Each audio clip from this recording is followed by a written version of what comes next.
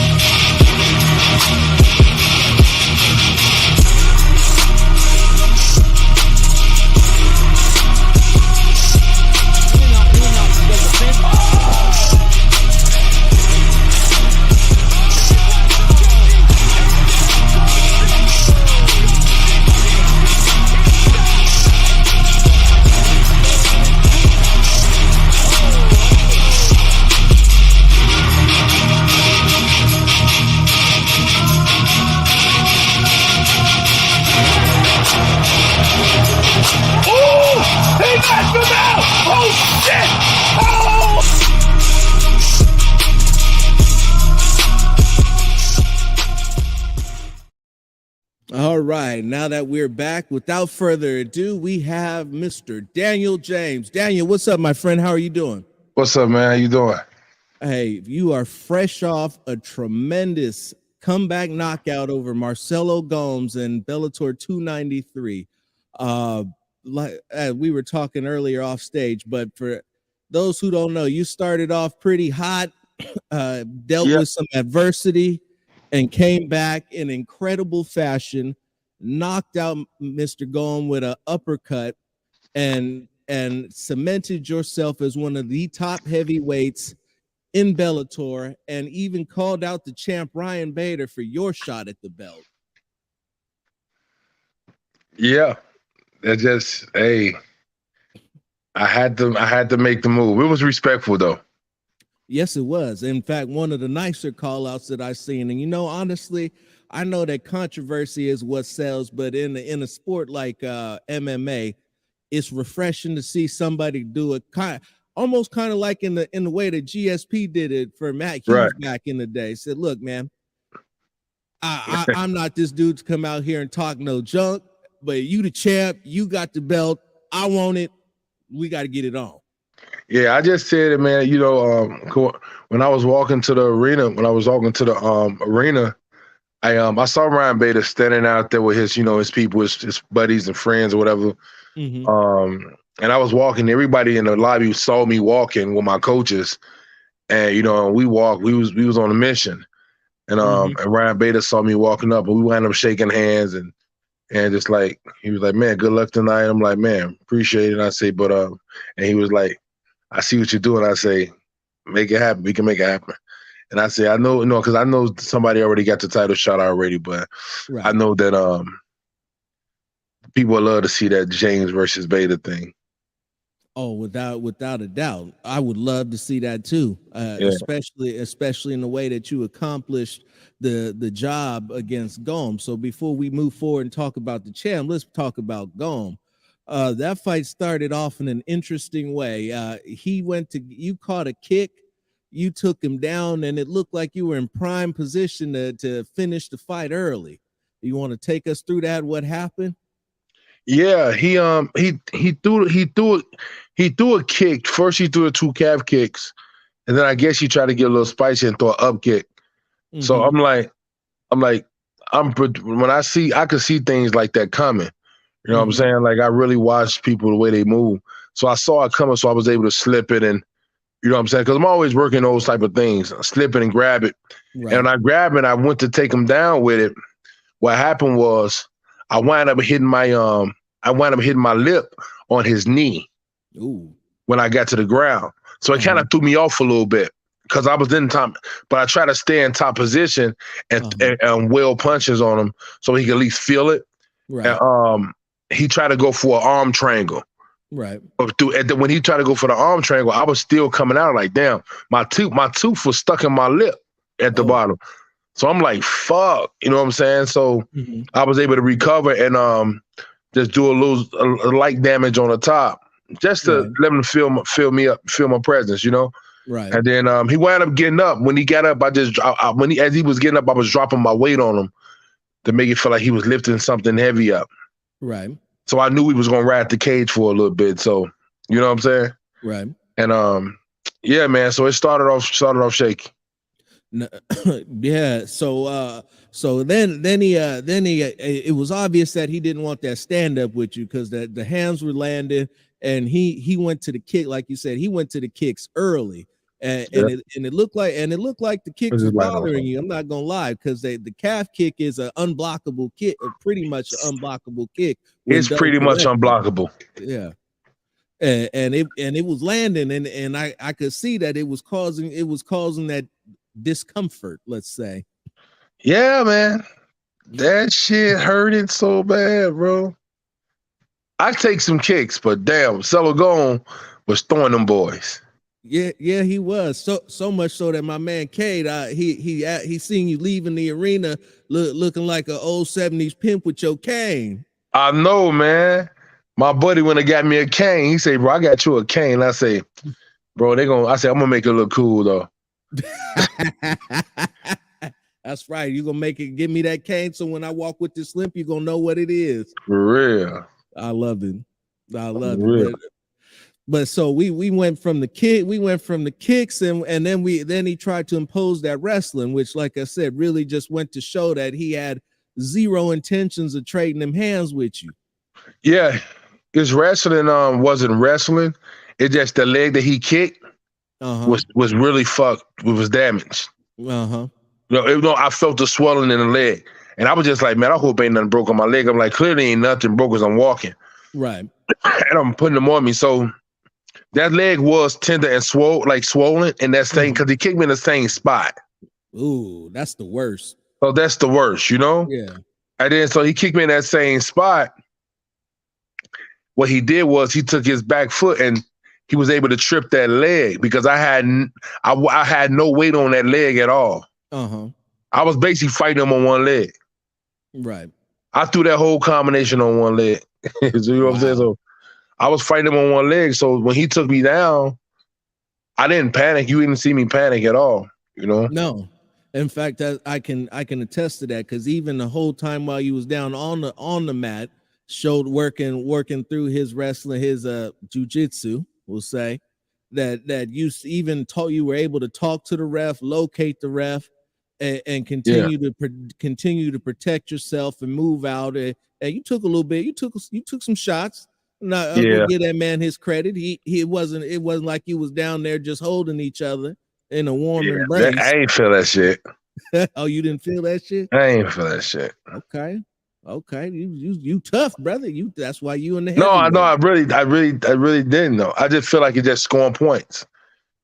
A lot of that did. I'm just saying, when I go ground and pound somebody, I'm going to ground and pound. I'm not going to touch you.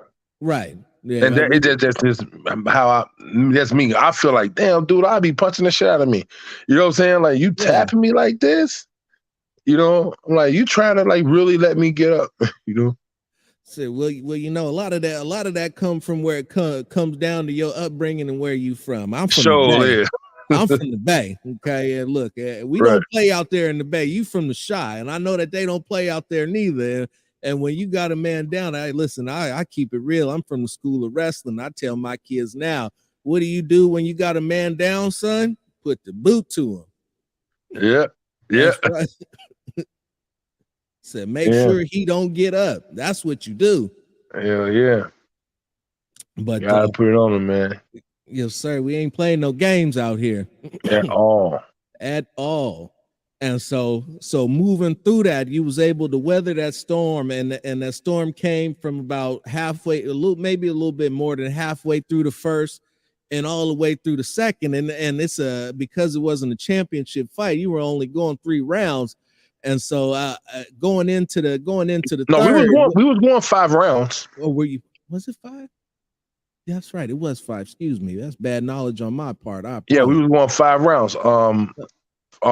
5-minute rounds. Right. So towards the end of the fourth, in between the fourth and the fifth, was when the corner came up to you. What did your trainer say to you?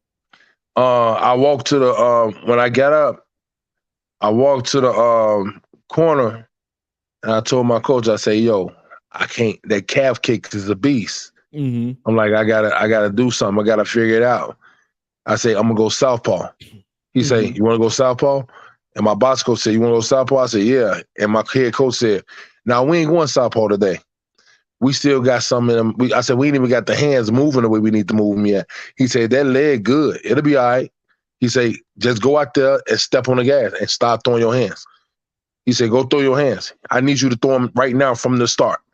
And then I be like, I was walking out there, man. I just like literally walking, closed my eyes and said, man, it's time to box. Mm-hmm. And then I already had it in my head what I was about to do. I'm like, I'm about to jab straight to the body and open him up top and get him to back up. He got a big head, so yeah. I was able to flush that uppercut through it. And that wasn't even my hardest. That wasn't even my power, though. Oh, it wasn't? I wasn't because I was in the air. That's right, because you were on one leg. Because I was on the movement. I was hopping. Right.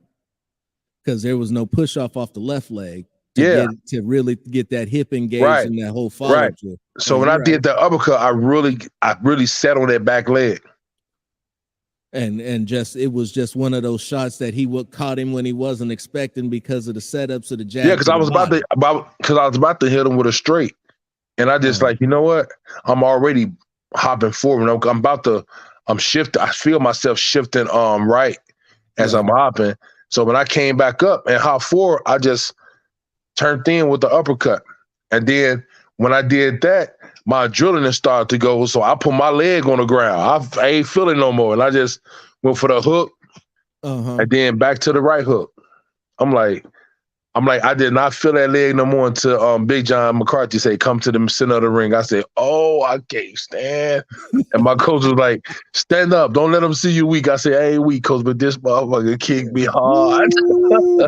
Said, it ain't weakness, bro. That's called hurt. I said, it ain't weak, brother, but he kicked me, though. Hey, I'm like, he clearly went and watched the fight that I fought against this last Brazilian, Rafael Pazon, the fought UFC. He saw that fight. He gave me a few kicks like that leg. He from Brazil too, so clearly he talked to him, and I forgot all about that guy. But we was prepared to check kicks, but that calf kick got me though. Yes, sir. So as a civilian, if you will, non-fight competitor, one of the things everybody got a plan when they go into fight, and guys watch tape on other guys. You watch tape on him. Said, what is that like? What is that like to step into a ring, know that an octagon, a cage, knowing that man has watched everything that you've done for X amount of time? That makes it. Damn, that's a good question though. I never even thought about that. Really? I never even thought about the fact that this man have watched every damn thing that I did. Like I never thought about that. And that's good. That's good. But that's something for me to keep on my mind when I'm getting closer to the fights, because I'm looking like you, like that's a lot of research, because I know they watching me, right? And I know I don't watch them until like a day, 2 days before the fight. You actually, now it's funny that you say that, because you're actually kind of the second person that says something like that to me, where it said, look, I worry about what I do and what I'm going to do, and I practice that, and I'll go back and then I'll watch something just to see, so that I have an idea of what to expect. But I don't want to get caught up in watching film and go looking for something that they then an opponent drop out and they switch an opponent on you. Or that. Yeah, that is yeah. I just feel like if I could watch the fight film the week of the fight, that's when we doing like our training, hardcore, finishing out camp. Most people are doing a lot of weight cutting. Most people mentally in their head, and sometimes you've been having this game plan in your head for the last 13 weeks or 10 weeks. But that day or 2 days before the fight, that game film that fight film you watching, you seeing different patterns now because you're so vulnerable and you so thirsty, you so pumped up to get your adrenaline, you ready to get in this cage. There's no fighter sleeps a full night rest. They can say they get to listen. When you get ready to get in that cage, when you sleep, your heart's racing. You ready to? It's like you look like you just so excited. You know what I'm saying? Because you're excited to see how it play out. You know what I'm saying? But yeah, you know what I'm saying? It's different. So while you pumped up during your sleep, are you going through are you dreaming about what you're gonna do? Are you dreaming about what he's gonna present to you? Maybe though. Maybe. You know what I'm saying? Like you having these little moments, you close your eyes and you like literally letting your fight play out. And you'll see yourself fight. Some people have seen themselves fight in their head, getting ready for the biggest fight of their life. They had dreams they won. They had dreams they lost. They had dreams they untied. They had dreams in a whole camp. They probably had so many different dreams of them winning, them losing, them winning, them losing. But it's the last vision that you got a chance to make you got a chance to create the last part of that story. And you got to make that decision that night when you get in that damn cage. No, for real though. You know what I'm saying? That's just and nobody ever really stops to consider them wide ranges of emotions that fighters go through in the build up to the fight, through training. And I was going to ask you, what about the walkout? Because as a big wrestling fan, I go out there and then the music hits, you step out, people are going crazy. You all in your space walking out to the cage because you got your own emotions that you're going through. You get checked out, you walk in there. What's going through your mind first time you step in? Man, I don't know. When I step out, when I'm getting ready to leave the back and get staged and I step out, I literally just walk into the cage. Like this fight just happened. I was able to see all this for the first time. You know what I'm saying? You know what I'm saying? From the walkout to me being in the cage. When I was in the cage, I could see I saw the knockout. And then so when I'm walking to the cage, I seen the people reaching to try to shake my hand and the people literally rooting you on with their camera phones out, their cameras that you walk. This is the first time I really paid attention to that. Oh yeah? Yeah. Because it's like you literally be zoned out. You really don't see nobody. Just really a competitor, somebody that go in that moment, they'll tell you the same thing. They don't see nothing when they going through. They just see the cage. And that's what, I don't know if you watched the movie Creed. Yeah. I think that's why I like this Creed so much because I clearly, I think, the writer sat down with somebody that really, really was in tune with a sport like this. And they asked him that question. What do you see when you're in the ring or you walking out? And it was a scene on Creed when he was in the ring. Everybody else disappeared. It was just him and his opponent. You remember that? Yeah, vaguely, but no, it was like at the end when he was fighting. You know what I'm saying?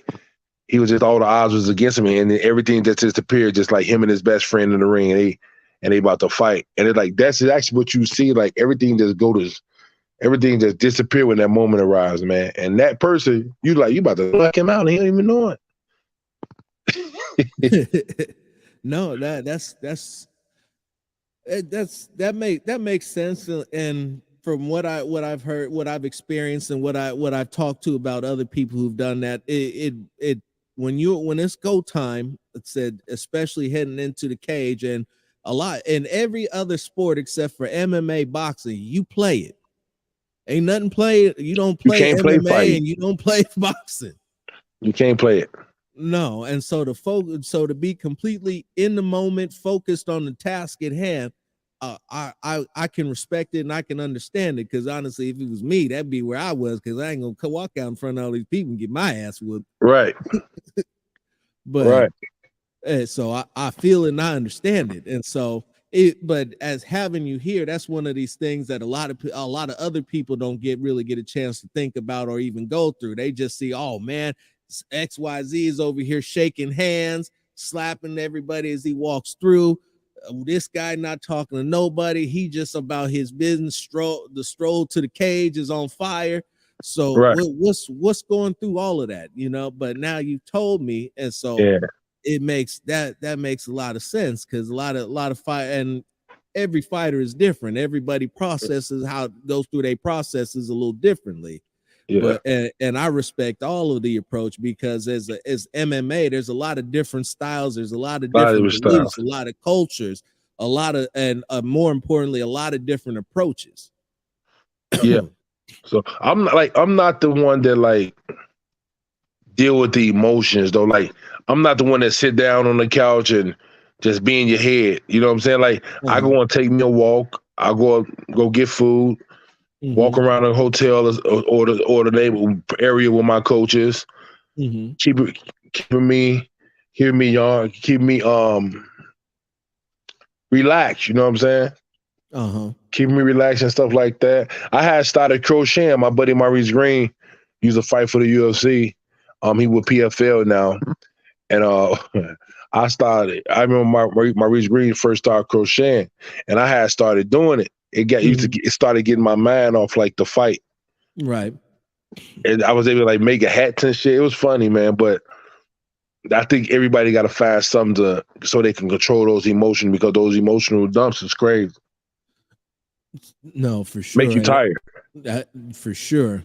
And that's another part. One of the things that my buddy that owns the resistance gym that I was telling you about said, you go in there and you'll, like you said, them dumps will just sap all that energy and that stamina, and then you'll be in the fight trying to recover from something that wasn't even fight related. Right. And that's wild. But so I thank you for this again. Like I said, we got whole different type of outlook about this, and that's what the Combat Lounge is all about, is covering every side to the fight game. It's more than just what happens in the ring. It's more than just what happens in the office. There's the fighters are people, the promoters are people, the office are people, and all of it's got to work together to bring the product. But the fighters is what drives everything. You got to be able to bite down and go forward. You got to be able to give it to all. You got to be able to say, I'm willing to win. I'm willing to win for whatever it takes. You know what I'm saying? Like, for whatever it takes. Like, you got to do it. Like, if I'm in the ring, when I'm in the ring, it's like, I got to do whatever it takes. I'd rather enjoy myself healing while I win than healing with a loss. You know what I'm saying? So, like, I just say do whatever it takes when you in that to handle your business and do what you do. I don't care if you train 2 weeks and you jumped in. I don't care if you got whatever's going on in your life. You got to be able to use that energy and bite down and go try to get what's yours. Whether they gonna throw the hardest punch or the hardest kick, you got to be able to get through it, because everybody's human. Absolutely. And that type of mentality, you would think that'd be prevalent in culture, but that's what really separates the winners from the losers in this particular sport and this avenue and walk of life. You got to be prepared to do whatever it is that you got to do in order to succeed, because if you're not, you will fail. And the thing is, people don't understand it's so easy to win these days. It's because so many people are willing to give up so easy. So, like, so many people gave up on everything. So it's so easy to win. How to do it, just find your place. You know what I'm saying? Like, people quitting every day. But you just gotta be like, man, listen, like, just get your, man, I ain't got time for that. Quit, break, stay busy. You know what I'm saying? Absolutely. And so I want to switch gears on you a little bit and get into some of your philanthropic efforts, especially with that mentality of people teaching people not to give up. So we saw that you do a lot of work in your community with the kids out there in Chicago. And so would you like to speak on a little bit on that? I would imagine that never give up, always keep fighting mentality is rule number one out there when you're talking to the kids, or one of the top rules. Yeah. So what I do, my way of doing my thing is like, so I have a gym in Chicago and Ashland. So I got a lot of athletes that grew up in the neighborhoods. I got a bunch of athletes that grew up in many different neighborhoods. You know what I'm saying? So it's many different neighborhoods. And I know there's a lot of kids that come from like neighborhoods that I grew up in. They not the priority. Their parents' priority is not to pay for them to come and work out or be around somebody positive. Right. So I just say, you know what? Sometime when I get these kids, I just let them come in. If they play a sport or something, I take them through progressive strength training, athletic training, helping them build confidence with themselves. Talk to them about like school and just like, you know, some kids come in and think they won't go to college. I say, well, if you can't go to college and you ain't got no money to go, let's find a way for you to get in. You know what I'm saying? Like, you play sports real good. A coach will give you a scholarship. They give out 2 Division I scholarships at each university every year. I say, so you can go somewhere in the program and help you pay for school. I said, but you just got to get there. You can't say, you know what I'm saying? So it's like me just being somebody that the shorties or teenagers or hell, grown ass men that could come and chat with me and release some stress through working out and, you know what I'm saying, being mentored and being around somebody positive, you know what I'm saying? Because that changed more than a lot. A lot of people are saying that changes everything right there. And then when I do show my face to community, you know what I'm saying? It's me and a friend, and I'm always at his salon, and he do a lot of things from his salon, so I'm always helping him out. You know what I'm saying? Doing things with people in the community. So you know what I'm saying? So it goes on and on, man. You just try to just watch out who you deal with. You know what I'm saying? No, for sure, and that to me is big because you know you never know what the situation is with these kids going into that outside of the or in the home, and what those outside factors are doing. And like you said, just mentoring them even at that level. You know, look and people, like you said, people want to give up. Giving up is easy.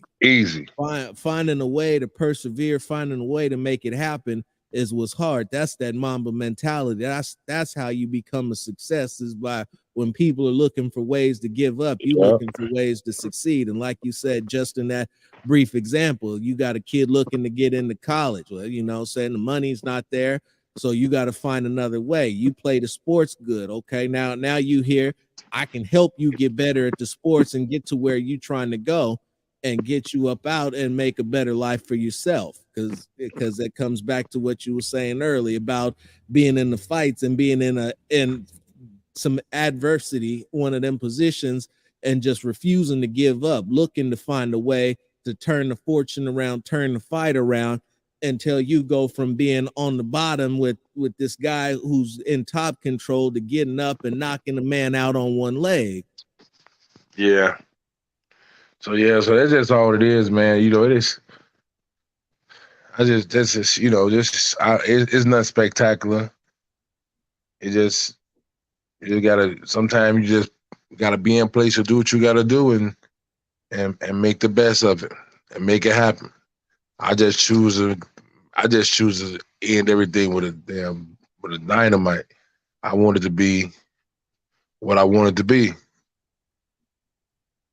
And you know what I'm saying? In the cage is one thing, out the cage is another. So what I do in the cage impacts what my life outside the cage. And what I do outside the cage impacts my life in the cage, because, you know, the connection that I bring to people outside of fighting is like a lot of fighters know fight. A lot of people that like fighting know fighting, like fighters, and they happy to see fighters. But a lot of people that don't watch fighting like that know me. You know what I'm saying? And they still see what I do. They be like, "Oh, that's brave." And these is not people that's like diehard crazy of the sport. They fans of the sport because of me, because they like, I know this guy. You know what I'm saying? And for him to be doing this, and some of them always get a chance to hear my story. And and how it's like I'm not a violent dude. So Right. they come check out the fight. And then they become people that watching the fights all the time, calling me, telling me, "I watched the guy you about to fight. You got to watch out for this. Watch out." I'm like, "Oh my god!" So and so that's the thing, and that's how I'm impacting everything, like bringing different eyes to the sport. You know what I'm saying? Showing people the discipline of the sport, and just because I'm a fighter, that's the platform that I use so I can be able to reach a lot more people because it's TV, social media, like you're a public figure. So it's like you able to see, you get people, a lot of people able to see what you're doing. So, and hopefully that somebody say, man, we want to come and do something and just help you out, help Daniel James out and with what's going on, whatever. And it could be it's for kids. It's anything I do is just for, I don't care what kid from. It's for kids in general. Mm-hmm. Red, yellow, green, black, blue, orange, purple, whatever it is, I don't care. You know what I'm saying? Everybody need a reason. You know what I'm saying? Like, that's it. I ain't got time to put myself in a bubble and just deal with guys or girls or this person or that person or whatever they need help with. I try to at least give them some feedback on if I'll ever dealt with it or went through it. Most likely we'll went through something similar. So that's the connection. That's my connection with the sport and the fans and the supporters, friends, whoever. That's the difference that I have when I go to the fight and I'm in the cage. And that's why people watch me fight. Not because like, oh, people gonna watch me if I lose or win. You know what I'm saying? I'm just saying, but like these people watch me fight not just because I can knock people out. They get excited because they're like, damn, they ain't never seen me get that aggressive in their life. Uh-huh. So they're looking like, to see me do that, they're like, whoa, how did he turn the switch on like that?